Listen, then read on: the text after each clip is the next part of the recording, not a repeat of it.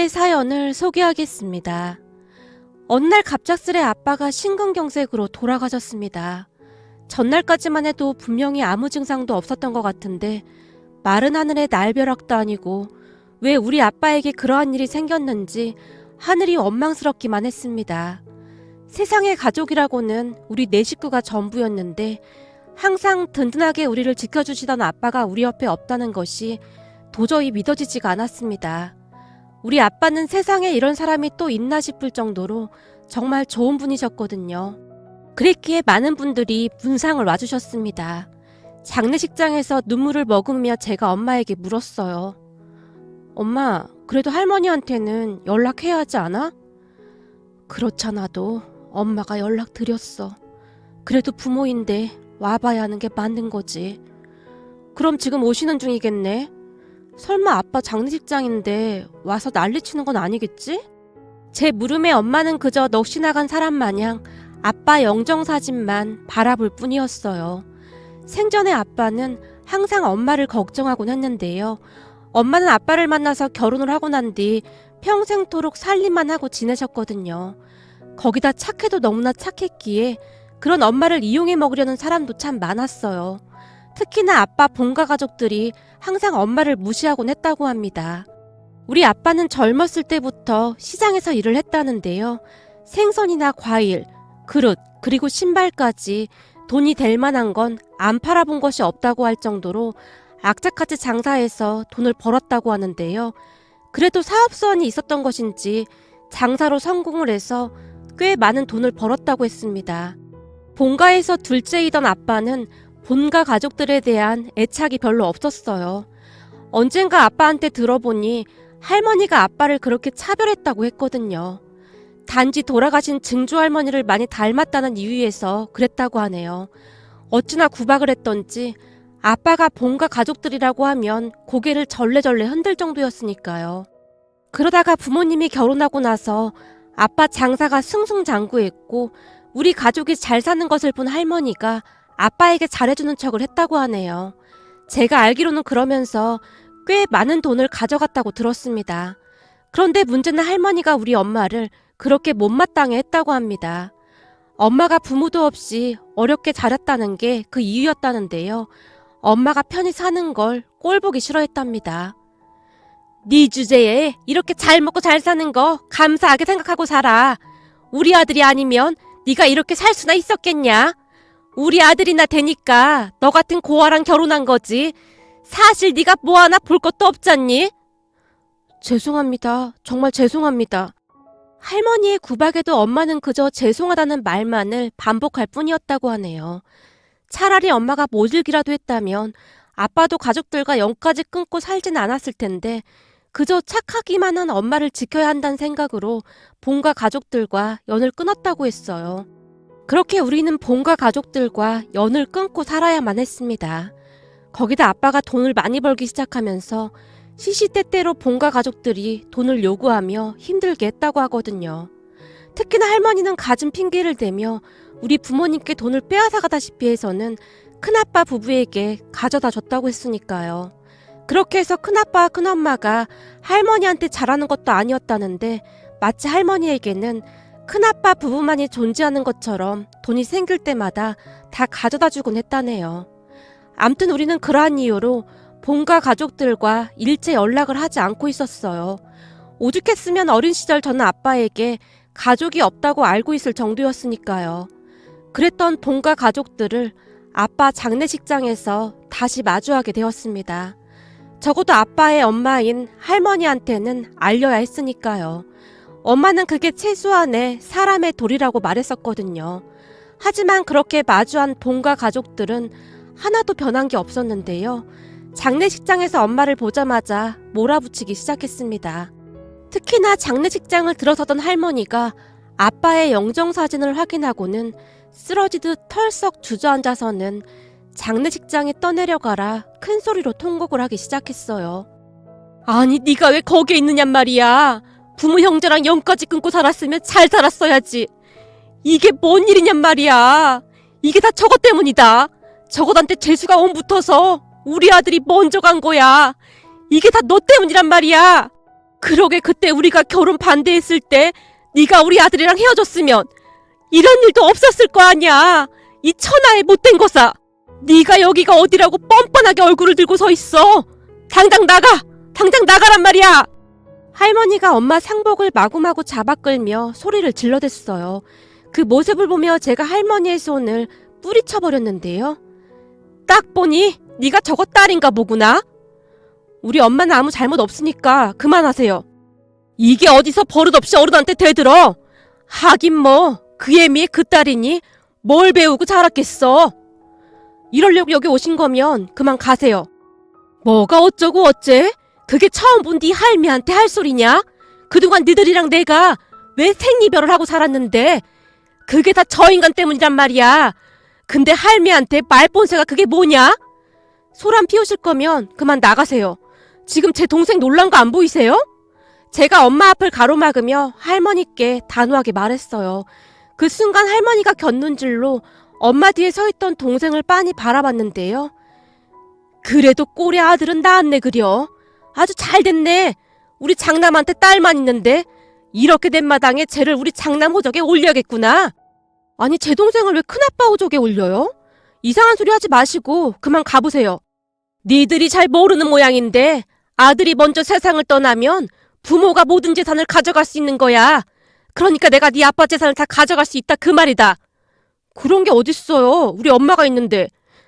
니들이 아직 잘 모르나 본데 니네 엄마한테는 자격이 없어. 원래 법이라는 게 그래.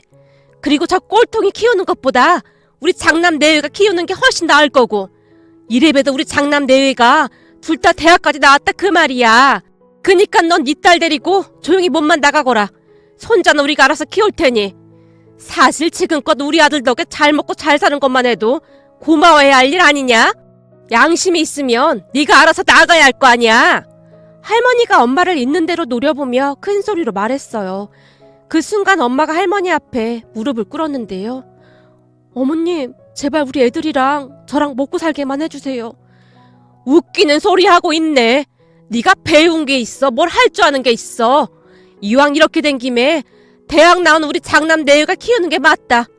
아무래도 대학 나온 사람들이 훨씬 잘 키우겠지. 어리버리한 네가 아범도 없이 어떻게 둘을 키우겠어? 할머니의 말에 엄마가 덜덜 떨면서 눈물까지 흘리고 있었는데요. 그런 엄마를 보며 할머니의 얼굴이 더욱 기고만장해져 있었어요. 그리고 그런 할머니 뒤에 큰아빠 부부와 고모 부부가 팔짱을 낀 채 서 있었습니다. 본가 가족들을 보며 정말 기가 막혔기에 제가 그 사람들을 노려보고 있었는데요. 장례식장이 소란스러워지기 시작했습니다. 뭐야, 저 사람들이 시댁 가족들인가 보구만. 시어머니랑 며느리 사이가 아무리 안 좋아도 그렇지 어쩌면 저럴 수가 있어. 뭔 일 나기 전에 누가 가서 말려야 하는 거 아니야? 그러게 말이야. 너 시어머니 눈매가 보통이 아니네. 살기가 가득해 보이는구만. 근데 저러다 자식이랑 남겨진 재산 시어머니한테 다 빼앗기는 거 아니야? 다들 놀란 채 한마디씩 하고 있었거든요. 그런데 그 순간 아빠 친구 두 분이 우리에게로 걸어왔는데요. 안녕하세요. 저는 상철이 친구입니다. 어머니께서 많이 화가 나신 건 알겠는데 가족분들이 지금 여기서 그러고 계시면 떠난 사람한테 예의가 아닌 것 같네요. 조금만 진정해 주시겠어요? 지금 재수씨도 많이 놀라 있어서요.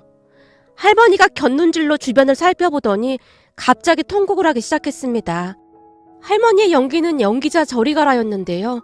통곡을 시작하자마자 눈에서 금세 눈물이 흘러내렸거든요. 그렇게 장례식 내내 우리는 껄끄러운 본가 가족들을 마주해야만 했습니다. 본가 가족들은 한자리에 모여 앉은 채 우리를 보며 계속 수근거리고 있었는데요. 아무래도 뭔가 어마어마한 짓을 꾸미는 듯 해 보였어요. 그 모습을 보며 제가 걱정스레 엄마에게 물었어요. 엄마, 우리 아빠 재산인데 저 사람들이 왜 가지고 간다고 하는 거야? 아니야. 엄마가 어떻게든 다 지켜낼 거야. 니들 아빠가 있었으면 말 한마디도 못했을 텐데. 엄마의 얼굴에는 근심이 가득해 보였습니다. 그 뒤 장례식이 끝나자마자 본가 가족들이 본색을 드러내기 시작했어요. 이거 어차피 우리 아들 이름으로 들어온 것이니 내 거나 다름없지 않겠냐? 그러니 내가 가지고 가마. 그리고 그때 내가 말한 거 말이다. 우리 아들이 남기고 간 재산이랑 손자 문제는 빨리 매드 찍게 준비하고 있거라. 라며 부의금 들어온 것을 몽땅 챙겨갔습니다. 그리고 멀어져가는 본가 가족들의 뒷모습을 보며 엄마가 큰 결심을 한 듯 숨을 들이마신 채 그들 뒤에서 외쳤어요. 저기 어머님! 어머님? 내가 왜 네 어머니야? 난 단 한 번도 널 며느리라고 생각해 본 적이 없구만. 죄송합니다. 저기 그게 말이죠. 애들 아빠 친구들한테 물어보니 남편이 세상을 떠나면 아내에게 1순위로 상속된다고 하더라고요. 그래서 말인데. 그래서 뭐? 네가 다 챙겨가겠다 그 말이냐? 웃기는 소리하고 자빠졌네. 그동안 우리 아들 덕에 편히 살았으면 됐지. 이제 와서 동료심이 난다 그 말이냐? 아니 그게 아니라 저도 애들하고 살긴 해야 하니까요. 넌 예전이나 지금이나 참 말귀를 못 알아듣는구나. 내가 며칠 전에 너한테 뭐라고 했냐? 우리 손자는 내가 데려가겠다고 했잖니? 근데 왜 그런 말을 하고 자빠졌어? 어머님, 그렇게는 안 돼요. 절대 못 데려가요. 엄마가 이렇게 살아있는데 제가 키우는 게 맞는 거죠. 꼬박꼬박 말대꾸하는 거 보니 너 그동안 간땡이가 많이 커졌나 보구나. 어림도는 소리 하지 말고 이번 달 안으로 다 정리할 생각해. 할머니가 엄마를 밀쳐버리고는 가버렸습니다. 그나마도 혼이 반쯤 나가있던 엄마의 얼굴이 더욱 새파랗게 질려 있었는데요. 그런 엄마의 얼굴에는 두려움이 가득해 보였습니다. 그 뒤 엄마는 잠도 못 자고 밥도 못 드신 채 시름시름 알아만 갔어요. 아빠 친구들이 찾아와서 엄마에게 무조건 강하게 나가야 한다고 몇 번이나 말을 하기도 했지만 엄마는 이미 겁에 질릴 대로 질려 있었습니다. 그렇게 우리는 불안에 떨며 하루하루를 보내야만 했습니다. 그러던 어느 날 아빠 유품들을 정리하다가 꺼져있던 아빠 휴대폰을 충전한 뒤 전원을 켰어요. 아빠가 돌아가신 뒤 아빠 지인분들에게 연락을 하고 까마득하게 잊고 있었는데 배터리가 없어서 휴대폰이 꺼진 듯 했습니다. 그런데 휴대폰을 켜자마자 조상우 검사라는 번호로 엄청난 양의 부재중 전화와 함께 문자 메시지가 와 있었어요. 그 이름을 보며 제가 홀로 중얼거렸는데요. 조상우 검사? 검사가 왜 우리 아빠한테 전화를 한 거지? 라는 생각으로 문자 메시지를 확인해 봤는데요. 메시지 내용을 확인하던 중 너무나 놀란 나머지 들고 있던 휴대폰을 떨어뜨리고 말았습니다. 문자 메시지에는 아버지, 제가 요즘 바빠서 연락을 못 드렸는데 왜 이렇게 전화를 안 받으세요? 혹시 무슨 일 있으신 거 아니시죠? 아버지, 걱정되니까 전화 좀 주세요. 아버지, 저 진짜 걱정돼서 그러니까 제발 연락 좀 주세요. 라는 메시지가 가득했거든요. 처음에는 잘못 보낸 문자가 아닐까 하는 생각도 해봤는데요. 그렇다고 하기에는 문자 내용이 너무나 간절해 보였습니다. 그 순간 제 머릿속이 복잡해지면서 별의별 생각이 다 들었습니다. 혹시 우리가 모르는 아버지 아들이 있는 건가? 아니야. 우리 아빠는 절대 그럴 분이 아니셔. 우리 가족을 얼마나 사랑하고 아끼셨는데 절대 아니야. 제가 홀로 중얼거리며 고개를 가로잡고 있었는데요. 들고 있던 아빠 휴대폰이 갑자기 울려대기 시작했고 놀란 제가 급히 휴대폰을 받았어요. 여보세요? 아버지? 아버지, 대체 왜 이렇게 전화를 안 받으세요? 제가 얼마나 걱정했는지 아세요? 무슨 일 있으신 거 아닌 거죠? 저기 누구시죠? 혹시 우리 아빠를 아시나요? 혹시 박상철 씨한테 전화한 거 맞나요? 우리 아빠라고 하면 혹시 따님이신가요? 박현지 씨 맞죠? 남자는 이미 제 이름까지 알고 있었어요. 누구시죠? 누구신데 우리 아빠한테 아버지라고 하는 거죠? 저기 그건 나중에 설명드릴 테니 아버지 좀 바꿔주시겠어요? 아버지 전화를 왜 현지 씨가 받는 거죠? 사모님 전화번호를 제가 모르고 있어서 며칠 동안 많이 걱정했습니다. 혹시 아버지한테 무슨 일이라도 생긴 건가요? 진심으로 걱정을 하고 있는 듯 남자의 목소리가 미세하게 떨리고 있었어요. 저기 우리 아빠 돌아가셨어요. 네? 돌아가시다니요? 그게 무슨 말씀이세요? 거짓말이죠? 지금 저한테 거짓말 하시는 거죠? 당장 아버지 바꿔주세요. 많이 놀랐던 모양으로 남자의 목소리가 다시 떨리고 있었어요. 사실입니다. 돌아가셨어요. 이미 장례식도 다 끝났고요. 아니 어떻게 이럴 수가 있습니까? 그럼 제가 아버지 장례식도 못 챙겼다 그 말인 거잖아요. 아버지 죄송합니다. 아버지 죄송합니다. 전화기 너머에서 남자가 숨죽여 흐느끼고 있었습니다. 저기 근데 누구시죠? 왜 우리 아빠한테 아버지라고 부르시는 거예요? 저기 현지씨, 제가 지금 집으로 가겠습니다. 연락이 안 됐을 때 바로 찾아갔어야 했는데. 남자는 휴대폰을 든 채 한동안 흐느끼기만 했어요. 잠시 뒤 눈물을 멈춘 남자가 다시 말을 이어갔습니다. 제가 지금 바로 가겠습니다. 현지씨와 사모님께 너무나 죄송합니다. 눈물 가득한 목소리로 말을 하던 남자가 그제서야 전화를 끊었어요. 하지만 저는 정신이 아득하기만 했습니다. 그도 그랬던 것이 그때 당시 제가 대학 1학년이었는데요. 한꺼번에 너무나 많은 일이 일어났으니 정신이 반쯤 나갈 수밖에요. 그렇게 제가 안방으로 가서 엄마에게 물었어요. 엄마, 혹시 말이야, 조상우라는 사람 알아? 조상우? 그게 누군데? 아빠 휴대폰에 조상우 검사라고 되어 있던데 혹시 아는 사람이야? 조상우 검사? 아, 조상우 검사? 엄마의 눈빛은 초점이 없어 보였어요.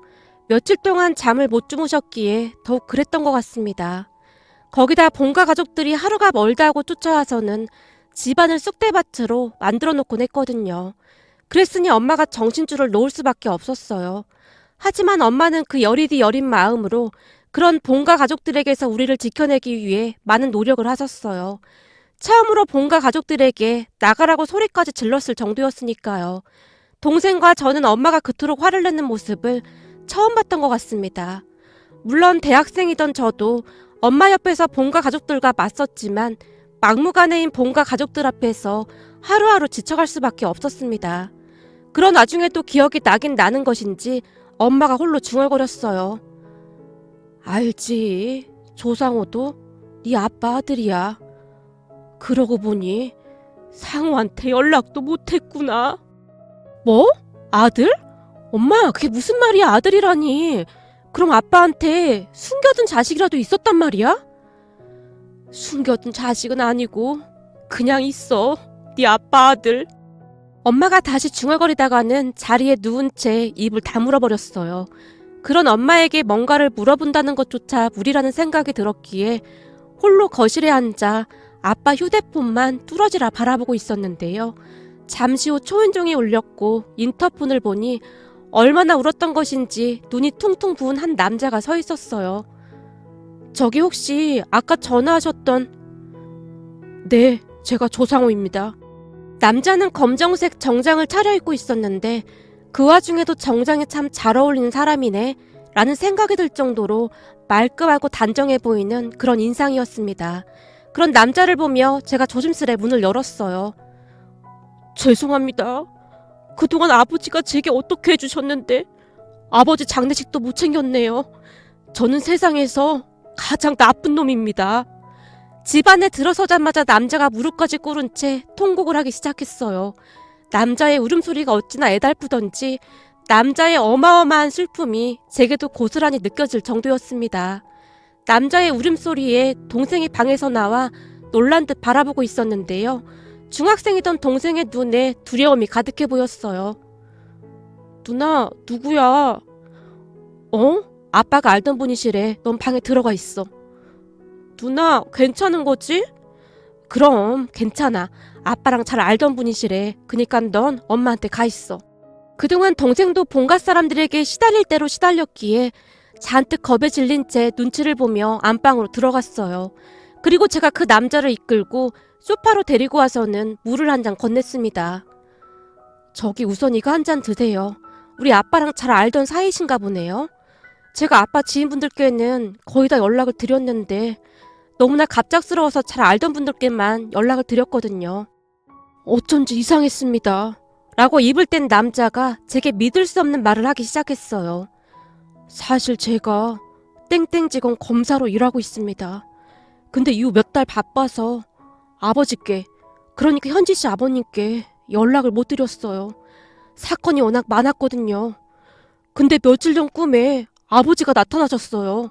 저한테 상우야, 우리 아들 잘 커져서 고맙구나.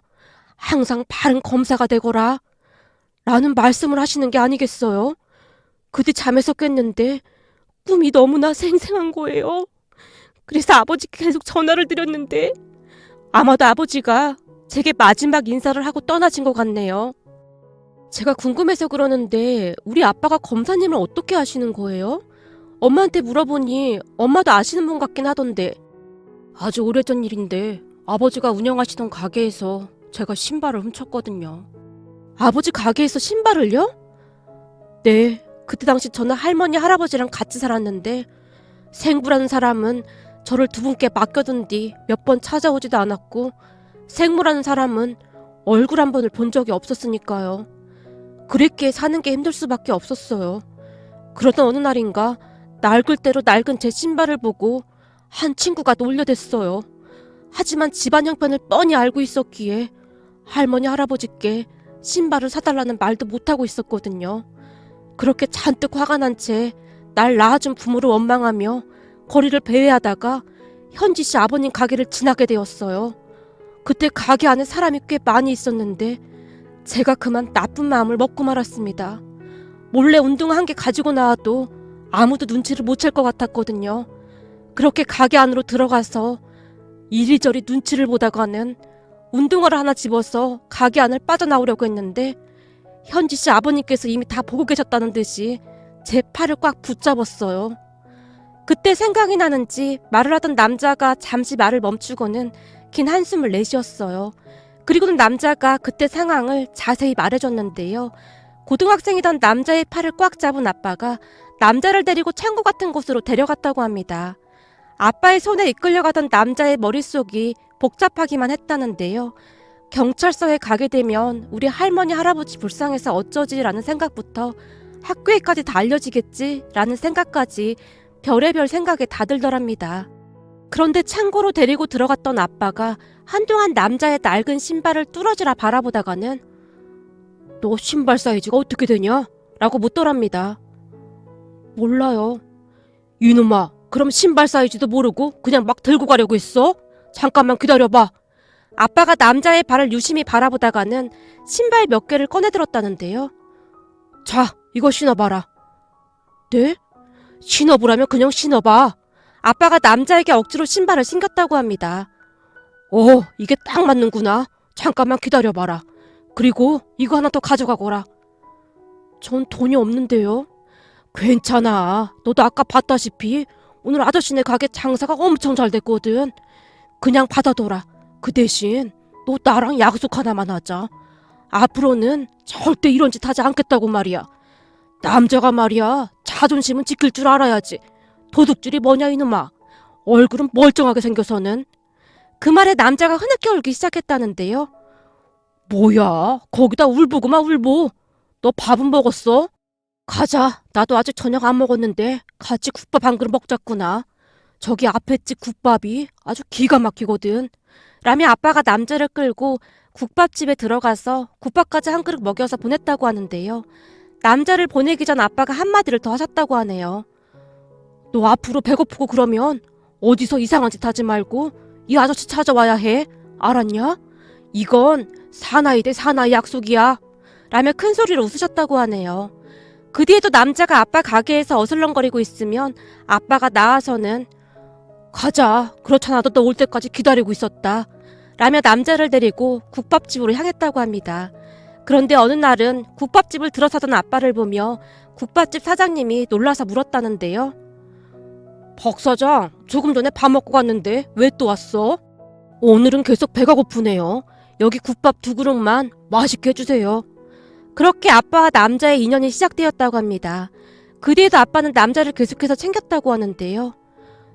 현지 씨 아버님께서 제게 공부하라고 잔소리를 그렇게 하셨어요. 그런데 저는 그 잔소리가 그렇게 좋을 수가 없었습니다.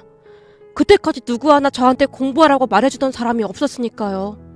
저는 지금껏 현지 씨 아버님을 제 아버지라고 생각하고 살았습니다. 아버지 역시 저를 아들이라고 생각해 주셨고요. 현지 씨는 잘 모르겠지만 아버지께서 제 학비도 많이 도와주셨어요. 그렇게 미친 듯이 공부해서 결국 검사까지 됐고 말이죠. 근데 그렇게 해서 검사가 됐는데 아버지 장례식도 못 지킨 불효자가 됐네요. 남자가 다시 흐느끼기 시작했습니다. 그런 남자와 제가 서로를 붙들고 얼마나 눈물을 흘렸는지 모르겠습니다. 아마도 아빠가 이승을 떠나기 전 마지막으로 인사를 하고 싶었던 게 아니었나 싶었거든요. 검사님 말로는 평소 아빠가 우리 가족을 참 많이 걱정했다고 했어요. 현지 씨도 잘 알다시피 사모님께서 워낙 여리고 마음이 약한 분이시잖아요. 그래서 아버지께서 걱정이 많으셨어요. 가끔 아버지와 단둘이 술이라도 한 잔 마시는 날이면 혹시 나중에 아버지한테 무슨 일이 생기거나 하면 저한테 가족들 좀 잘 챙겨달라고 신신당부까지 하셨어요. 아빠가요? 아빠가 왜 그런 말씀을 하셨을까요? 지금에 와서 생각해보면 아마도 아버지는 일이 될 줄 미리 아셨던 게 아니었나 싶네요. 그랬으니 저한테 몇 번이나 가족들을 부탁하셨던 거고요. 아버지 본가 사람들이 보통이 아니라고 하시면서 걱정을 많이 하셨거든요. 혹시 그 사람들도 아버지 돌아가신 거 알고 있나요? 네, 돌아가신 건 알려야 할 것 같아서 할머니께 연락드렸는데 장례식장에 와서 한바탕 난리를 피우고 가셨어요. 그리고 지금도 허구한 날 쫓아와서 집안을 쑥대밭으로 만들고 있고요. 그렇다고 아빠가 돌아가셨는데 할머니한테 연락을 안 드릴 수도 없었고요. 근데 그 모습을 보니 괜히 연락한 게 아닌가 싶은 생각까지 들더라고요. 물론 아버지 재산 얘기도 하셨겠죠? 네, 맞아요. 어떻게 하셨어요?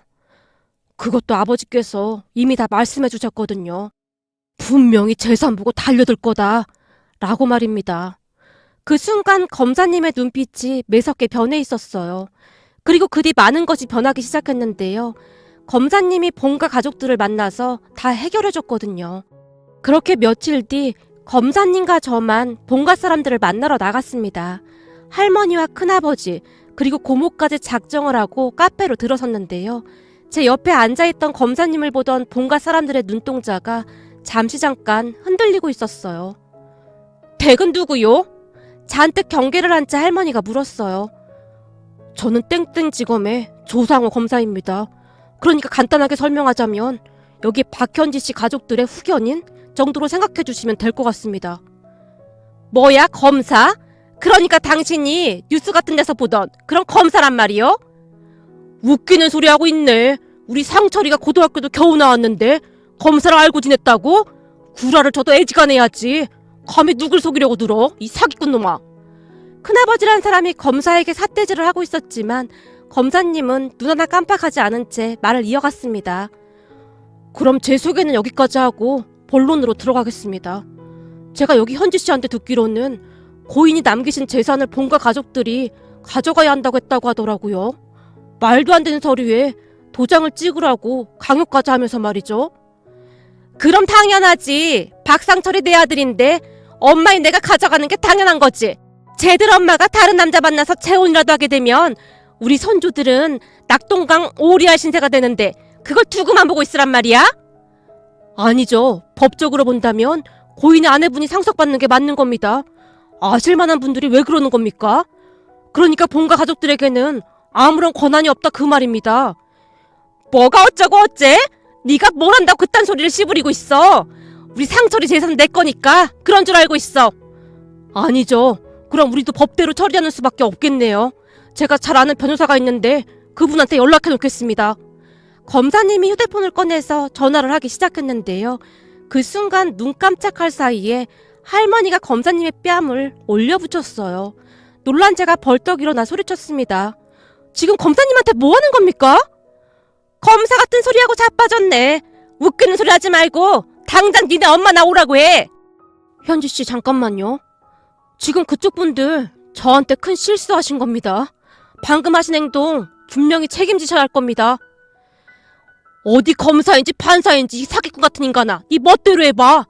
이번에는 큰아빠란 사람이 검사님의 멱살을 잡고는 검사님을 내동댕이 쳐버렸어요. 그런데 검사님은 아무런 대응도 하지 않았는데요. 나중에야 그 이유를 알게 되었답니다.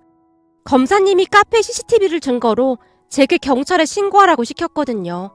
결국 본가 사람들은 모두 경찰서로 가게 되었고 검사님이 진짜 검사인 것을 뒤늦게 알고는 손이 발이 되도록 빌어대며 합의를 해달라고 했어요. 하지만 검사님은 절대 합의를 해주지 않았습니다.